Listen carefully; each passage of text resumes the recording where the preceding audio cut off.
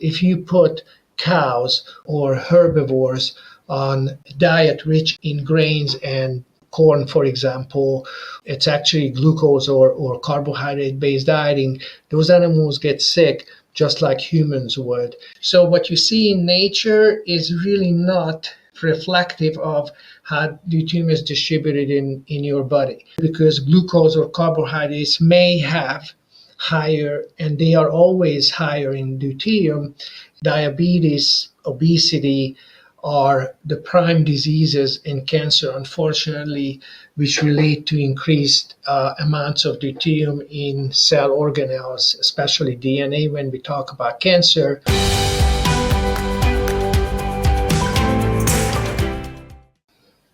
Okay, there we are. Lazlo, can you hear me okay? Yes, I can, indeed. Hey, it's a pleasure to finally get to talk to you. I know we tried to do this several years ago, but Thank you so much. Where are you currently located? I am in Budapest or close to Budapest, but it depends. Right now, I'm about 120 kilometers. I'm in Török-Szentmiklós, which is a small town. That's my hometown. But I usually work from Budapest.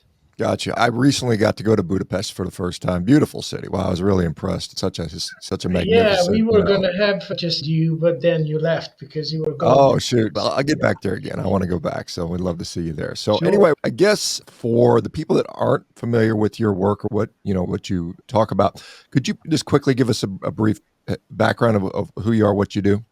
I am a physician by training. I finished my medical school in 1987 in Szeged, Hungary. Then I moved to Germany, then the United States, and I was at Ohio State for about 7 years. And then I moved to Los Angeles and joined the faculty of the University of California, Los Angeles School of Medicine. And I did my academic kind of ladder, just climbed up to the professorship, and I retired in 2020, June 2020, as a professor of pediatrics.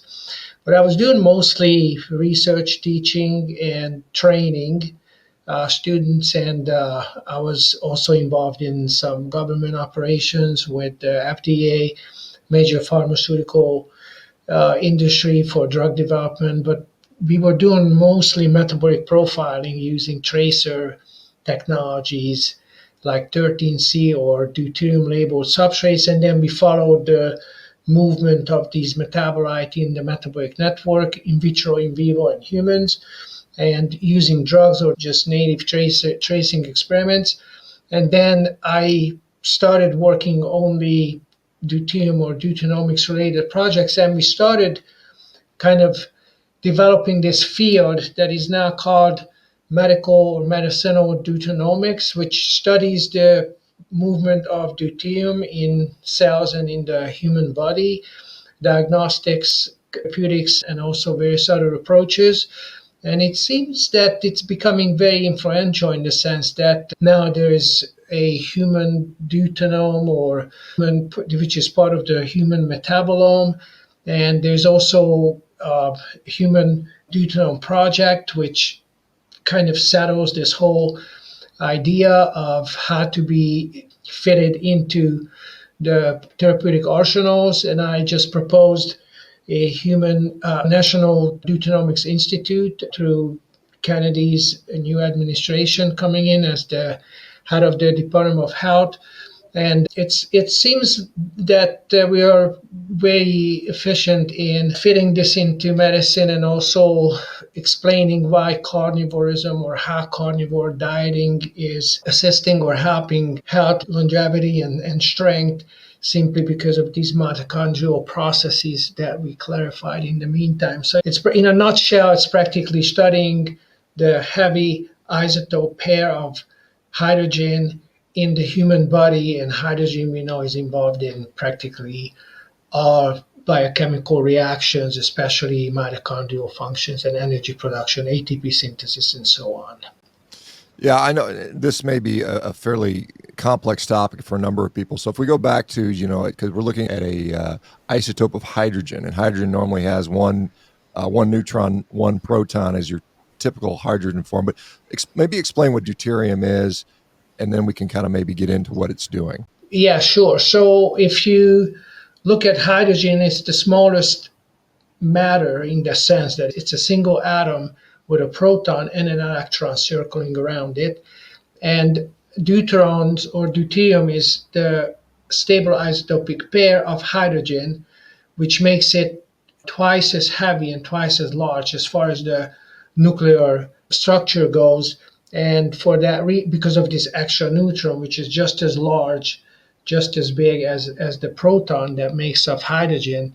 And that's why it has a separate name, deuterium, because in chemistry it's such an unusual large change in size and mass of an atom that it earned its own name. In fact, when deuterium was discovered, the first publication described it as a doubling of mass, which is really a unexpected development in science when you look at atomic structures.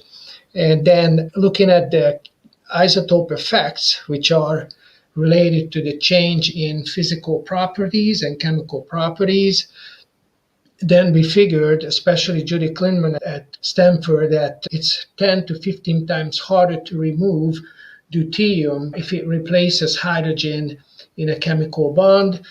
And it also breaks these ATP synthase nanomotors, and these nanomotors produce strength for us in that sense. ATP synthase is a little mitochondrial protein complex that spins at high velocity around and produces ATP in our body.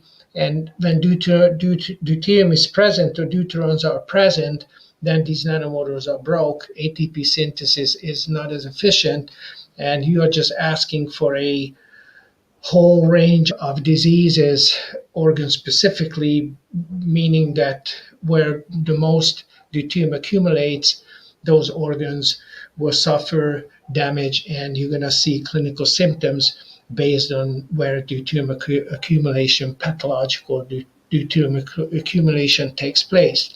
So it's practically, in business, you ask, follow the money if you want to get to the bottom of things.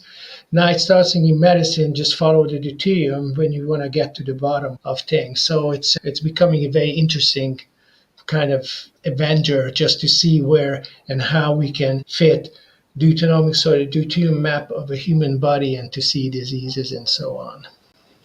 Yeah, I mean, I guess the point you make about that, I hadn't thought about it, because we have isotopes of other atoms, carbon-13, uranium-238 or something like that. That's right. But it has a smaller impact because the relative mass doesn't change that much. Even, carbon is only changing less than 10%, whereas with deuterium, it's literally 100% increase in the mass. And so this has an outsized effect on the way hydrogen functions within various chemical reactions and so on and so forth. Is that a fair assessment?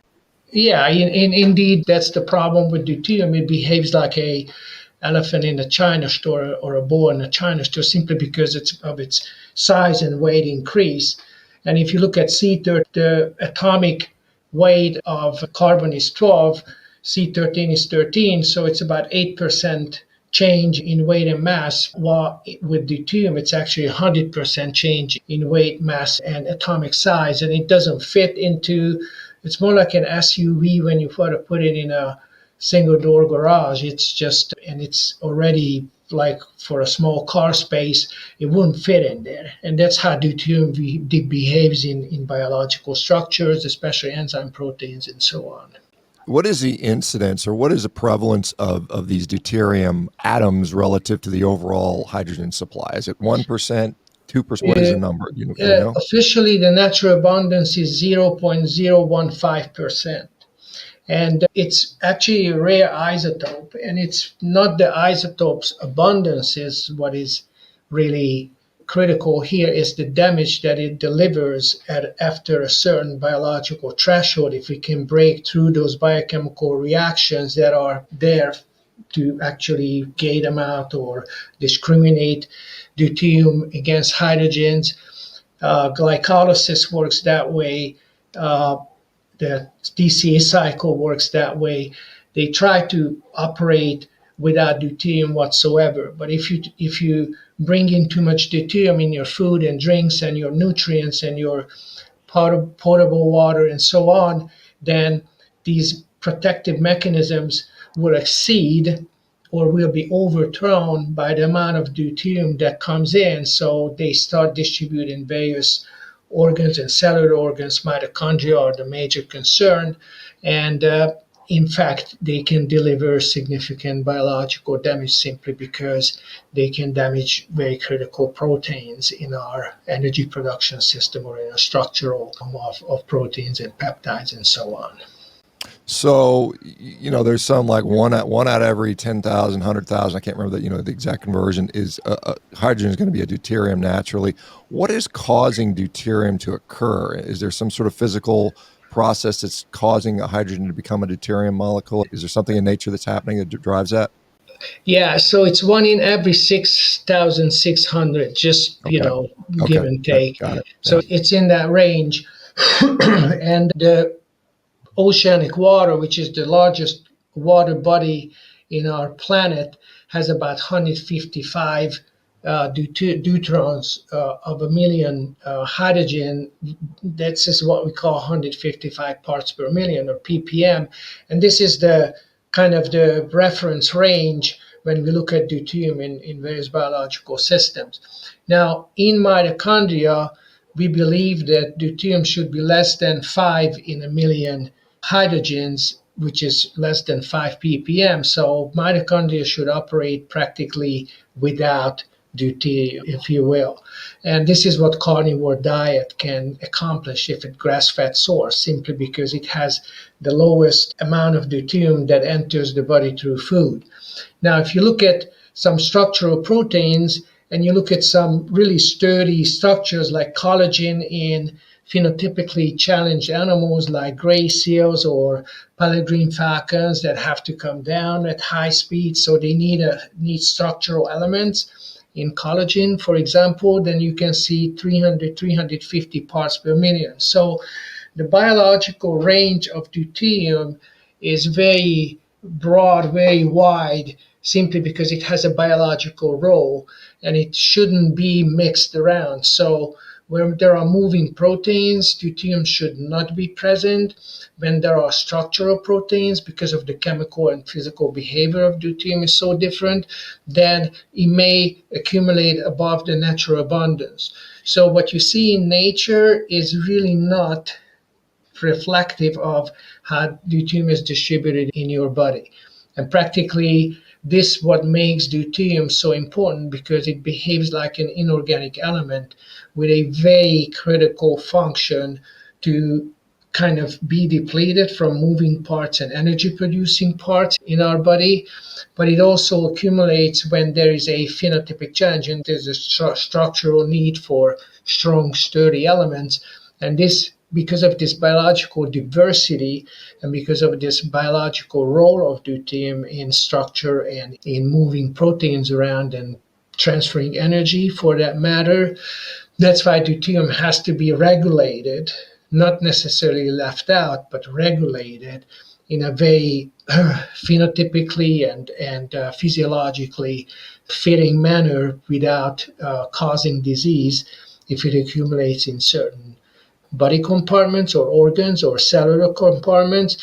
And this is what Deutenomics is to address for medicine and also for various therapeutic applications.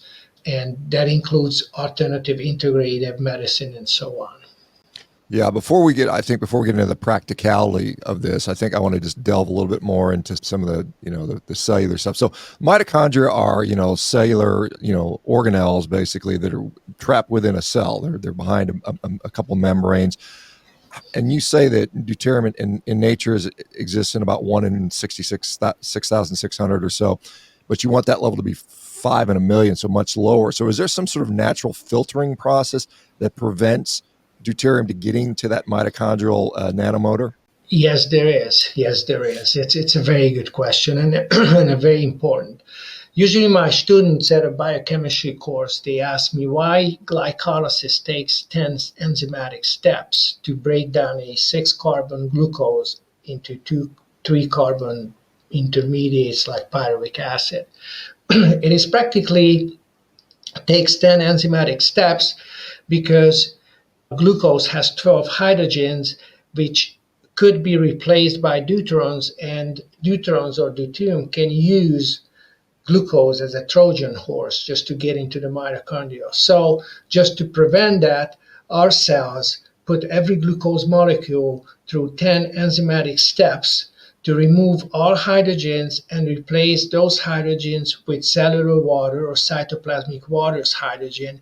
So the chance of deuterium getting into the mitochondria riding on a glucose molecule is practically impossible, or the chance is very limited, as long as your cellular water is low in deuterium, meaning that you did not overload your system with deuterium seriously.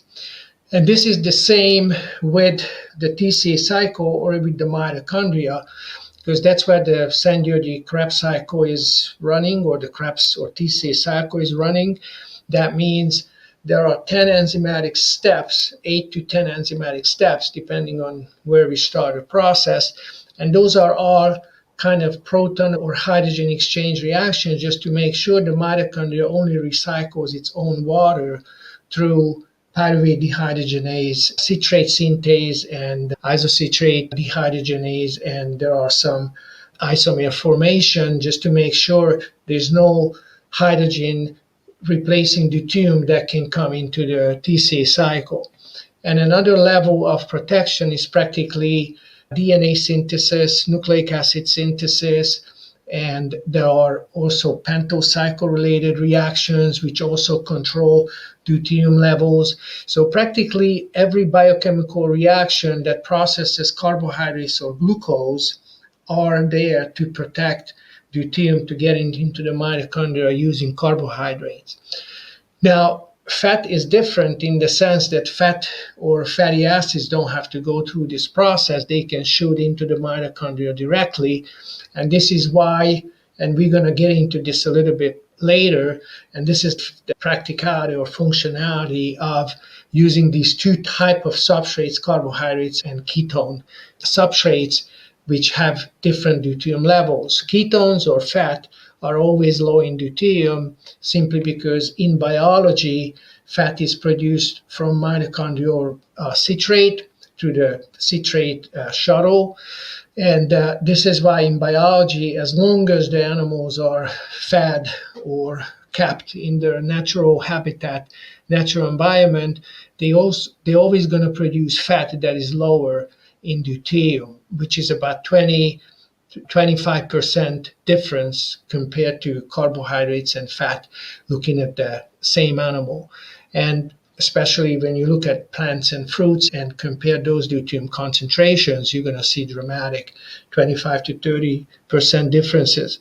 And this is why mitochondria is not protecting itself from ketogenic substrates like long-chain saturated fatty acids, but it protects itself from glucose entering the mitochondria or pyruvate entering the mitochondria, which is a glucose product, simply because glucose or carbohydrates may have higher, and they are always higher in deuterium, and for that, our cells put through carbohydrates and glucogenic amino acids through a process what we call glycolysis and chop off all hydrogens that could be potentially deuterons and replace them with cellular water. So it's practically a biochemical filtering mechanism with some complexities, but the simple approach to the complex biochemical phenomenon is just to discriminate deuterium, just to gate them out from entering mitochondria.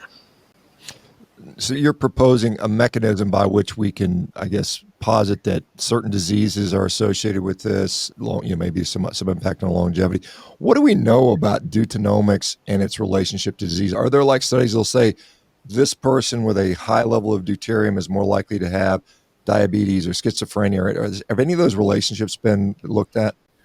Yes, there are several studies now. There are about 12 studies in the medical literature, independent from our team, that discuss deuterium level in nutrients in tissue contents and also their biological behavior in various diseases. And diabetes, obesity are the prime diseases in cancer, unfortunately, which relate to increased amounts of deuterium in cell organelles, especially DNA when we talk about cancer, and mitochondria when we talk about obesity and diabetes. Those are typically diseases that are caused by metabolite or metabolic crowding when mitochondrial nanomotors and ATP synthase is not operating very efficiently because of the excess deuterium in the system. And metabolic water production, which is practically oxygen and food derived hydrogen produced in the mitochondrial matrix and expelled in the form of water or recycled in the TCA cycle. This is what we call a even or an efficient metabolic catabolism, when you can actually break down metabolic substrates into carbon dioxide, water, and ATP or heat energy. This is what we call complete biological combustion or oxidation. Here you can have a net carbon loss because you breathe out carbons in the form of carbon dioxide. In the meantime, you produce energy, but this requires protons entering the mitochondrial matrix through these nanomotors where oxygen is waiting and water is formed.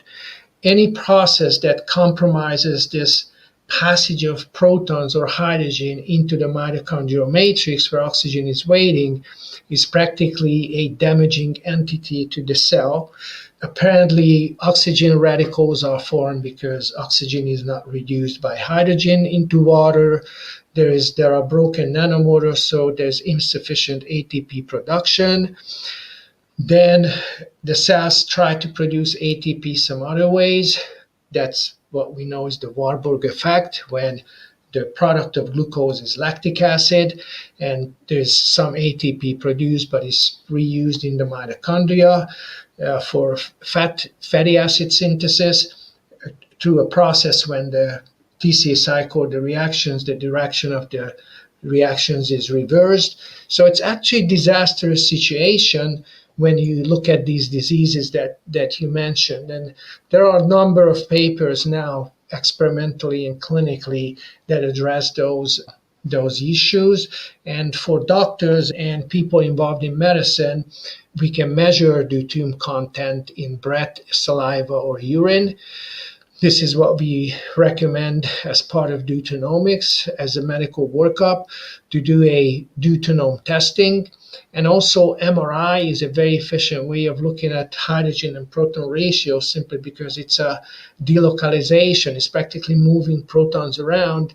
And as long as deuterium is in the system, this proton movement is compromised. So that gives a MRI signal, or the lack of MRI signal is always the sign of deuterium, depending on what kind of sequence you're using.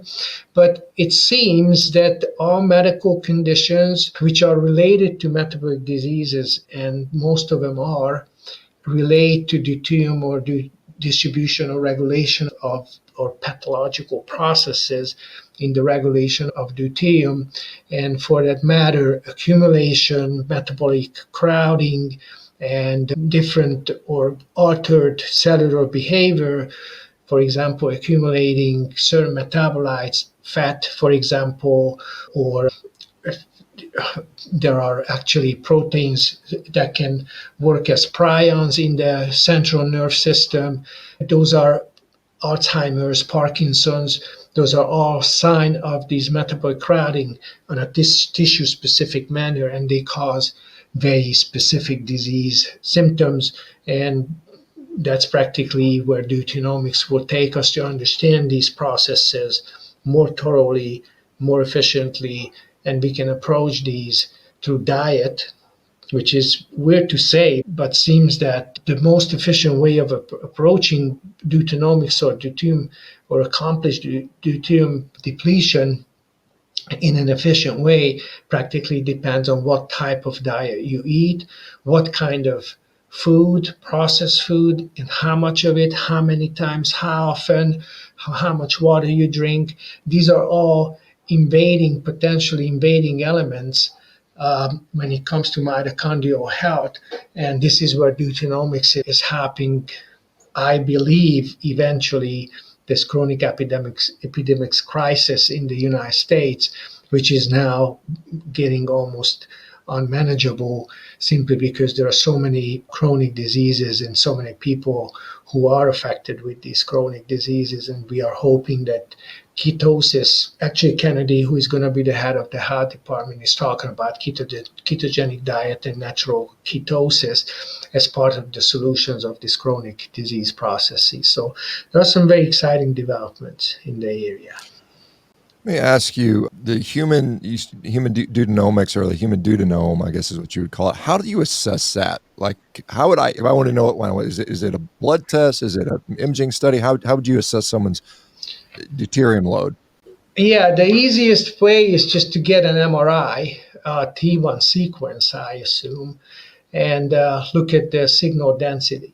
Because it seems that relates to, among other things, most characteristically to the deuterium content of the organ or the tissue. Let me just question: is there like a standard location? Because as you mentioned, the deuterium in the tendon may be different from the liver. I mean, is there like a standard slice that you would look at? You look at blood vessels for bulk water, and you look at surrounding tissue areas and tissue elements that are dense, like bone structures with less water. You look at fat layers that are low in deuterium and usually bright in signals. And you also look at blood vessels which have bulk water and have mostly or close to over 145 ppm, 150 ppm. So when you look at these various, I would say, self-controlled tissue deuterium distribution, then you can get a good picture of what organ or what location would have more or less deuterium depending on what kind of signal you get. The other potential or the other possibility is to do a breath test, which means that you collect a patient's or your breath vapor and you send it in for an analysis just to see how much deuterium you breathe out from your circulation, because the exhaled breath, human breath, is 100% humidity, and that humidity comes from the lungs, and it's in equilibrium partially with the vein, with the blood that comes back to the lungs through the vein, and it has some metabolic water deuterium content that can be estimated from the values that we are getting. And you can also measure deuterium from urine and saliva, which are non-invasive methods. And from these numbers, you can tell how efficiently a patient is expelling deuterium through metabolic water or the circulation in the form of vapor, and also through sweat and saliva. And using MRI, especially when there is a tumor present in the tissues, then you can compare densities with the surrounding normal tissues, because those are solid, and from these images you can estimate these are surrogate markers for deuterium content. So, and I assume that somebody's developing some kind of standard scoring system for this. I mean, that would make sense if you're going to use that as a clinical tool. But so let me shift over to, because obviously I like to talk about nutrition. What are the foods that are particularly bad for deuterium? I guess we could start there. I mean, if you wanted to avoid it, what were the things you would say, I absolutely don't want to consume these foods because they're going to be high in deuterium? The highest are fruits. And fruits are, say it again? No, fruit. I'm surprised. Okay. Why is that? Yeah, because fruits come from plants, and fruits actually are made sweet because of the seeds that are in the fruits. And nature, the Lord, however you like it, made them sweet. So animals are addicted to it. So they're going to eat as much as they can at any time when they can find them. And then they go around and they have to spread the seeds through the gut microbiomes, addiction for deuterium as well. Those yeast, bacteria, and those prokaryotic organisms, they metabolize glucose from fruit, and glucose high in deuterium is what produces stool or diarrhea in these animals, and they spread the seeds. So plants are, and plant or flour products are highest in deuterium and highest in sugar simply because it's addictive. There are some plants which produce extremely high glucose content nectar simply to attract various animals to feed on those, and they drop for nitrogen source. They have droppings very soon after consuming this high deuterium, high carbohydrate food. Then if you move to the less carbohydrate rich but more protein rich, let's say cottage cheese and so on, then you see the 155 to 150 ppm content of deuterium of fruits down to about 140 ppm, which is somewhere between carbohydrates and fat. So some amino acids and some proteins are somewhere in the middle, and fat or coenzyme A or AC units or fat or free fatty acids are the lowest in deuterium, about 130, below 130 ppm. And this is provided that the animal that is producing this fat for us and the interiors, visceral fat is a very important part of this whole scenario. They are low in deuterium, or the lowest in deuterium in nature. So it's a rank of, and Dr. Gabor Shomya, he just published a paper about 2 years ago reporting on deuterium content of food depending on how carbohydrates, how amino acids, and how fat are lined up in this kind of scale of deuterium availability in natural food. And nutrition is a very important part, as you mentioned, of like how much and what source we eat, simply because this is how we can regulate the deuterium that is entering our body through food and nutrition. So you'd mentioned, sugary foods, deuterium level about 150, protein 140, fat 130. Obviously, we have to have some protein in our diet or we die. I mean, we know that the carbohydrates are optional. So what is like an average good range of deuterium? If you'd say on overall diet, we should have a deuterium level of 134 or something like that. What would be like a Yeah, nice range? I would say it's in the range of 135, 130, somewhere in between. About, I would say 50, 60% fat, 30% maybe proteins in that range. That would make up a food that is close to 130 as much as possible. Again, the source is very important. And anything above that would be more carbohydrate rich nutrition.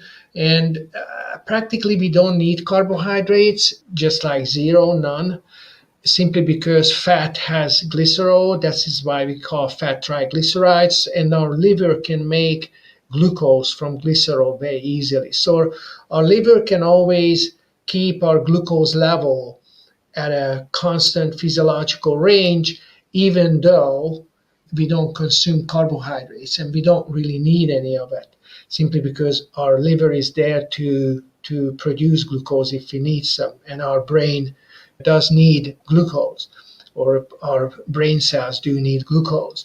But the problem is, if this glucose is from a food source that is plant based or is a fruit based glucose source, then it's high in deuterium, so it damages your mitochondria in your brain cells as well. So we always have to leave our liver to regulate through the portal vein, the absorbed food, the food components, to kind of do this switch around of hydrogens, convert substrates into products and intermediary metabolites into end products with this guarding of deuterium. And the easiest for the liver cells to accomplish this is if we don't consume any carbohydrates from the environment. But we are carnivores. So this is only true of carnivore, the carnivore phenotype.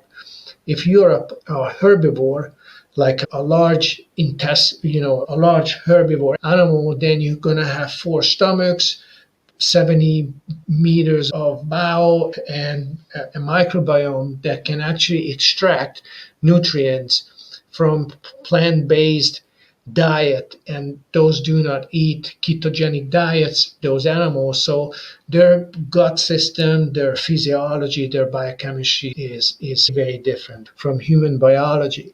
But what you can see is very interesting is that the carnivores, the hunters, the lions, the tigers, they always start eating the interiors, the visceral fat, the liver, the portal vein, the splenic area first, because that's where all the microbiome and that's where all the goodies are as far as processing food and breaking down food and, in a sense, fermenting food in the gut. And the meat is only desirable for these animals if it's an interior kind of organ based, meaning that heart, they eat all the lungs and the windpipes and so on. So they practically get to everything, every interior and fatty part they can. And the last resort they eat is practically some meat, but they usually leave them for the scavengers. And what's also important is that the brain that they cannot eat is what was left for the prehistoric man. They learned how to break through the skull and using rocks and starting eating bone marrow.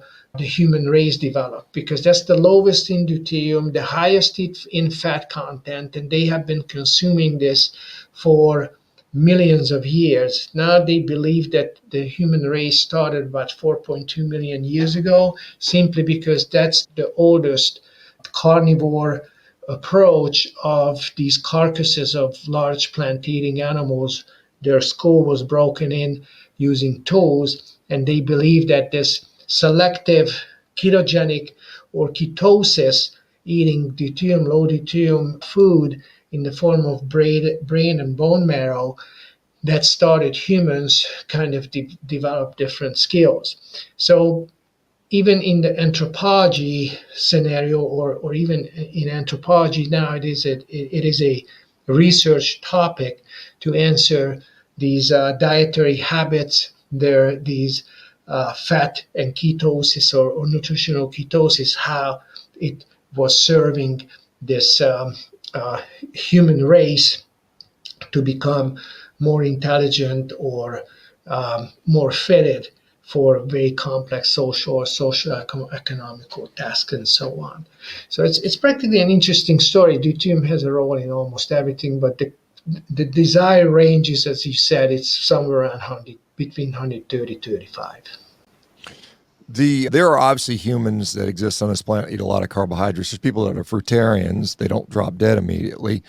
Do we have ways to eliminate deuterium? I know you mentioned like sitting in a sauna, sweating. I mean, there's some benefits that sauna people that live in sauna, the Finnish people, they live longer. So how do we eliminate deuterium, assuming we're going to eat too much of it? Very good. Excellent question. Yeah, you can adopt over generations or over history. You can adapt to various sources of food, and you have to develop a microbiome that can actually handle the deuterium content of the food that you consume.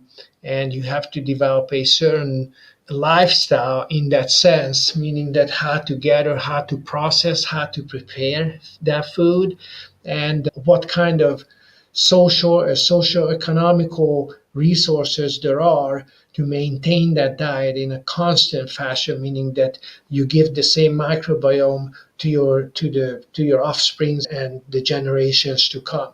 And over time, you can adapt to a different diet. The only thing that you cannot leave out is fat.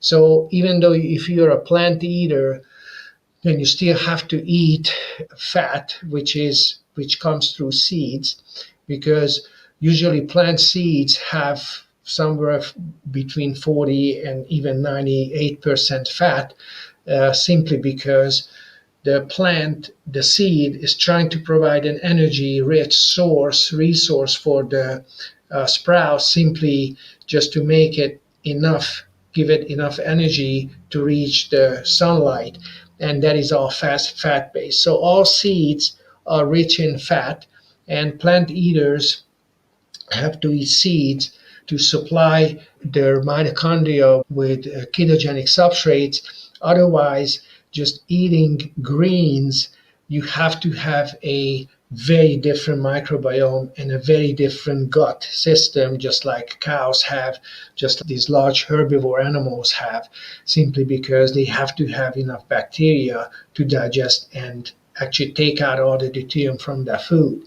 Now, what's surprising is if you draw blood of the cow eating plants, they still gonna be in ketosis simply because their microbiome, their gut will take care of the excess plant-based carbohydrates and fibrins and the fibers and also the high deuterium substrates, and practically their metabolic profile does not look too much different than a predator or a carnivore simply because their gut determines, after all, how much deuterium gets into your circulation.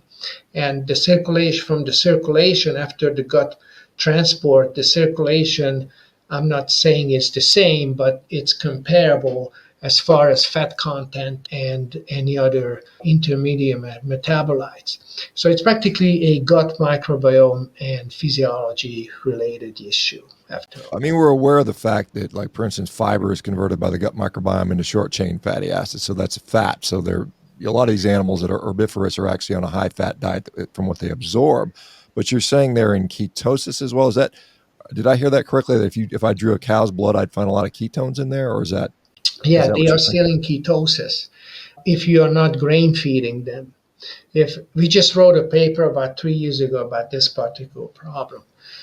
If you compare grass-fed or pastured animals with grain-fed or farm-raised animals, you're going to see a dramatic difference in their metabolic profile, in their circulation. So practically, those are the animals that are grain-fed.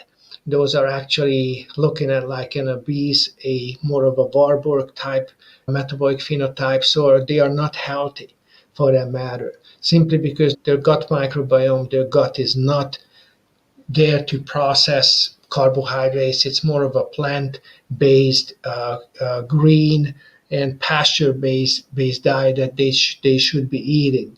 The grains are actually for the plants to propagate themselves, and they should be eliminated through the droppings so the plants can propagate themselves. If you put cows or herbivores on diet rich in grains and corn, for example, or it's actually glucose or carbohydrate based dieting, those animals get sick just like humans would if you feed them with a high carbohydrate diet and they are not adapted to it, meaning that they do not have the microbiome or the gut or the lifestyle that is actually adjusted or adapted to that type of nutritional behavior. It's very interesting that Inuits in Alaska, the natives of Alaska, they can only eat meat and fat of animals simply because they do not have access to plants. And in fact, their metabolism is very adaptive to this carnivore type of eating, and they have no nutritional insufficiencies. They do not need supplements. They can actually process everything that they eat from an animal source to serve their bodies with relatively low deuterium content. And if you move to down south to Africa, where there are some tribes that they eat mostly plants, their microbiome, obviously the frequency they have to use the bathroom, the frequency they have to eat is different than when you look at carnivores or populations, but practically by looking at these feeding behaviors, you can, and also the processing of food, you can also find the deuterium depleting or the deuterium sequestrating biochemical entities. Those are most related to the gut and the microbiome that can actually clean or clear the circulation and the cellular compartments from deuterium sufficiently so they can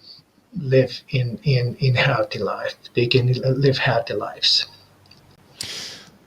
So back to human beings, or again, I mean, I guess I want to say human. I mean, like for people living outside of the polar regions, what other interventions are there? I mean, obviously, you want to maybe optimize your diet so you're not exposing yourself to as much deuterium if possible. If you don't do that, or even if you do, are there drugs or pharmaceuticals or supplements or techniques by which to rid your body of deuterium if it's truly a problem? I don't know any. I only know a good carnivore, grass-fed, pasture-based diet that's the safest for us. So Uh, sweating, exercise, good sleep, do those have any impact on deuterium? there are natural patterns in our life that actually compensate for excess deuterium if there's necessary. Sauna is very good for that matter. Red light or exposure to close to 670 nanometers light, especially in the morning, those can make metabolic water in the mitochondria more viscous, meaning that your ATP synthase nanomotors run better. If you do these using a ketogenic or a natural carnivore lifestyle, then your body operates even at a more optimal level. But first, what I would like to emphasize is that you need to consume as less or as minimal deuterium as possible, eating a grass-fed interiors and meat source animal products. And if you do need deuterium depleted in your body, then you can use red lights and you can actually use sauna. You can go to the sauna, steam baths, and so on. And what's also very important is breathing in a certain pattern, meaning that at night you want to have a very efficient rapid eye movement, meaning that you use up your glucose very efficiently in early stages of your sleep. And then as you move along with your sleep pattern, then you can deplete deuterium very efficiently simply because your body is going to get into a ketosis or close to a ketogenic state, and you start burning fat towards the end of your sleep. So you actually deplete deuterium in your metabolic water in your cells. And unfortunately, ketosis may not make you to sleep longer, but actually you sleep better or even shorter with the efficient deuterium drop. So you don't have to kind of wake up tired. You can have maybe 1 or 2 hours less of a sleep, and you actually wake up more rested simply because you didn't have to get rid of so much deuterium, and your body got into a metabolic ketosis much faster than if you eat carbohydrates, especially at night or evening hours or for dinner.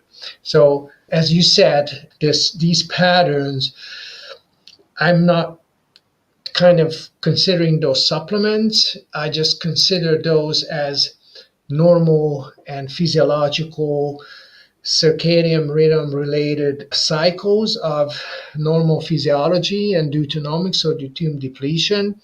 And as long as you eat the appropriate carnivore diet, then your body can, by sleeping better, by waking up early, go to the sunlight, do some cold therapy and cold heat production. I just do my push ups half naked every morning.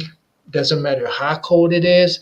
I usually walk the dog in a t shirt. I don't care how cold it is. And I go outside and I go barefoot. But it's part of my normal daily activity. Yet I do not take supplements, meaning that I don't really know any that would actually help in this process, except for this methylene blue. Is that you probably heard about that too? Yeah, some people It is definitely do. Yeah. I think that's the only, I wouldn't say supplements. It's the only integrative medical approach to consider that, because I've heard it has very good effects on mitochondria.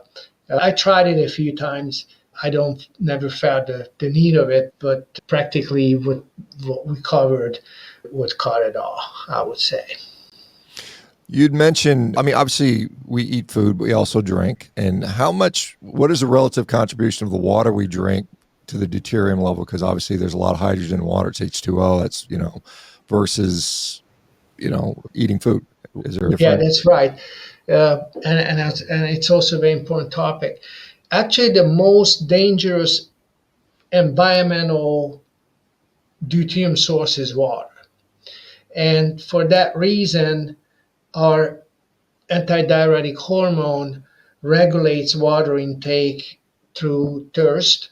And usually, the goal here is to drink when it's necessary, when you feel thirst, and drink as much as it's necessary to kill your thirst. There is no really a good recommendation of how much water to drink, simply because the antidiuretic hormone that is produced in our pituitary gland is in the posterior lobes. It is designed to regulate water reabsorption in the kidneys and to actually retain most metabolic water. You want to have as much antidiuretic hormone as possible, meaning that you actually recycle your own metabolic water instead of uh, letting them go. And your kidney is going to signal when you need to take in water for any reason, and that's thirst. That's what regulates water intake. Otherwise, drinking just because you think you should be drinking, or because there's a recommendation to drink as much, what, 2 gallons, or I'm not sure what's the current recommendation, but it sounds pretty ridiculous. I would say uh, just think of deuterium as coming in water. It's about, if it's a ocean or close to ocean level water, deuterium source, it's 155 ppm. Maybe you can go down to 145 if you drink potable water in somewhere in Budapest, for example, because 146 ppm is the Danube River. That's where we get the drinking water in Budapest. We don't drink that. We usually drink deuterium depleted water, 125 ppm or 105 ppm, but we don't drink much of it. So it's really not that expensive if you don't drink a whole lot of it. We really try to follow a natural thirst, hunger, sleepiness, tiredness based approach, and be with this environmental harmony, in the sense that we don't overeat, we don't overdrink, we don't oversleep, we don't do anything like in excess just because we think it would be good for any reason. We let our body to signal when there is a need for drinks or food, certain sort, or rest, sleep. But I do like to be outside. I like cold. I like to be a little bit hungry, and I like to be a little bit thirsty, simply because our biology, our biochemistry is much better adapted to limited amounts of and recycling our own resources, especially through this peroxisomal mitochondrial substrate crosstalk, which we wrote an article with Dr. Seneff about Adrian Banger, who climbed up to the Mount Everest eating a natural ketogenic grass-fed type of diet after failing 6 or 7 times going up to the Mount Everest without supplemental oxygen. But once he changed his diet to this low deuterium ketogenic diet, he was able to do it simply because that's the most optimal human metabolic state and performance, even in limited oxygen pressure environment. So for that matter, I think this hypothesis, or this idea, and this deutenomics approach has been tested many, many times. And right now we are writing kind of papers in us, like covering almost all aspects of medicine, chronic diseases, cancer. Sports medicine is a very important part of it. And to find the best source of proteins and of fat, you can leave carbohydrates out of the equations. you can actually preserve, you can achieve pretty good health, then you can accomplish huge things. Wonderful. Unfortunately, we are just out of time. Professor Boros, share with us any websites or where people can find out more information about you. I have my Lazslo G. Boros. It's one word, just like I write my name with no apostrophes, LazsloGboros.com. And if you go to PubMed, if you go to Medline, you just type in my name, Boros LG, and you can find our papers. My email address is boros.lazlo@yahoo.com. If you wish to write me an email, or if you have questions, please investigate Deutenomics. Now, there are articles in the Proceedings of the National Academy of Sciences of the United States, PNAS. We published some very impactful and high-profile journals about deuterium, how it regulates biology and biological adaptation. It seems like it's a very important part of evolution as well, or creation, whichever you like better. But practically, deuterium has a major role in our life. Thank you very much. Next time I'm in Hungary, I will definitely see if I can meet up with you. We can enjoy a grass-finished steak or something like that, okay? Sure, we take you to a friend's animal kingdom where he actually owns 2,000 gray cattle and some water buffaloes and some sheep, and it's a feast every time. Wonderful. Thank you very much. Appreciate it. Lazlo, appreciate it. Thank you. Thank you so much.